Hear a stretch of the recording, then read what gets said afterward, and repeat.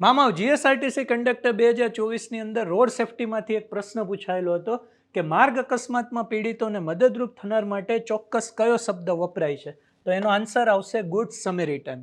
આ પ્રશ્ન ક્યાંથી પૂછાયેલો હતો? તો રોડ સેફટી ઓથોરિટીની તમે વેબસાઇટ જોશો, એની અંદર એક ઠરાવ પડેલો છે. 2022ની અંદર આ ઠરાવ આવેલો હતો. એની અંદર માહિતી આપવામાં આવેલી હતી ગુડ સમેરિટન.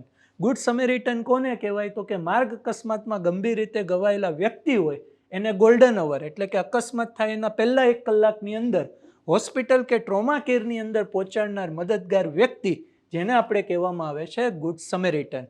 આના અંતર્ગત નાણાકીય સહાય એટલે કે એવોર્ડ કેટલો મળવાપાત્ર છે? તો એક ગુડ સમેરિટન એક અથવા તો વધુ વ્યક્તિના જીવ બચાવે તો 5,000 રૂપિયા, એક કરતાં વધુ ગુડ સમેરિટન એક વ્યક્તિનો જીવ બચાવે તો 5,000 તેમની વચ્ચે સમાન રીતે વહેંચવામાં આવશે.